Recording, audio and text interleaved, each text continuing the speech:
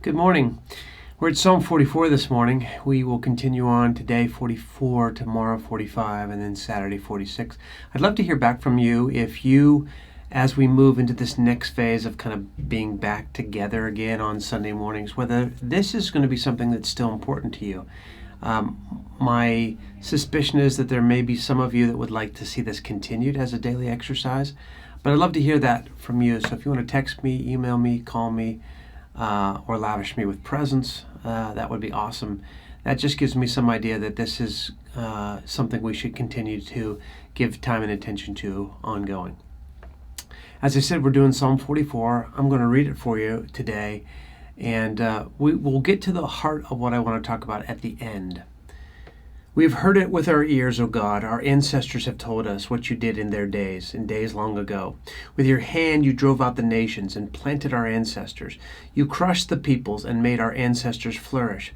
It was not by their sword that they won the land, nor did their arm bring victory. It was your right hand, your arm, and the light of your face, for you loved them. You are my King and my God, who decrees victories for Jacob. Through you we push back our enemies. Through your name we trample our foes. I put no trust in my bow. My sword does not bring me victory, but you give us victory over our enemies. You put our adversaries to shame. In God we make our boast all day long, and we will praise your name forever. But now you've rejected and humbled us. You no longer go out with our armies. You've made us retreat before the enemy, and our adversaries have plundered us. You gave us up to be devoured like sheep, and have scattered us among the nations. You sold your people for a pittance, gaining nothing from their sale. You have made us a reproach to our neighbors, the scorn and derision of those around us. You have made us a byword among the nations. The people shake their heads at us. I live in disgrace all day long, and my face is covered with shame. All the taunts of those who reproach and revile me because of the enemy who is bent on revenge. All this came upon us, though we had not forgotten you. We had not been false to your covenant. Our hearts had not turned back, and our feet had not strayed from your path. But you crushed us and made us a haunt for jackals. You covered us over with a deep darkness.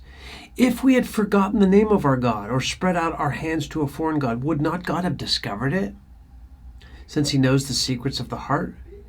Yet for your sake we face death all day long. We're considered as sheep to be slaughtered. Awake, Lord, why do you sleep? Rouse yourself, do not reject us forever. Why do you hide your face and forget our misery and oppression?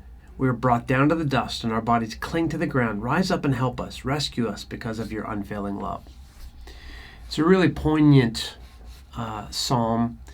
The psalmist is obviously kind of going through an exercise, remembering the goodness of God, calling out how God has been their deliverer, their redeemer. He's even expressing confidence that God is, if any deliverance that comes, is going to come through God and not through his own bow, his own skill as a fighter. But he says something from his heart. All this came upon us, all this shame, this reproach, the enemy just pummeling us. And when we search our hearts, we don't know why. We haven't turned back away from you. We haven't turned to other gods. So the question that he asked at the end, just kind of searing question, why do you hide your face and forget our misery and oppression? I don't have a super positive word for you today. I don't have a cheery, go out and get 'em psalm today. I have for you a psalm that lets you ask God the question, why? Why? Why did my marriage break down? Why didn't I get the job that I so need? Why is my kid in rebellion? Why this pandemic?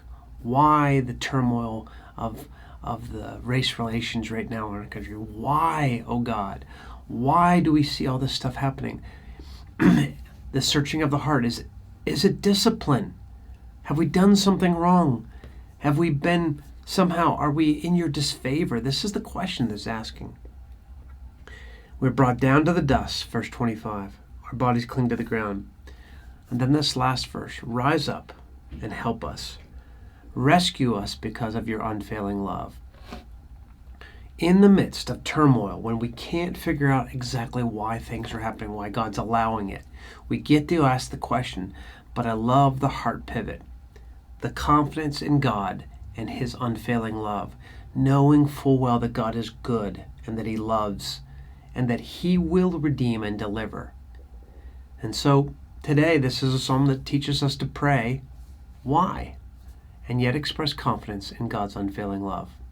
Let that be an encouragement to you today.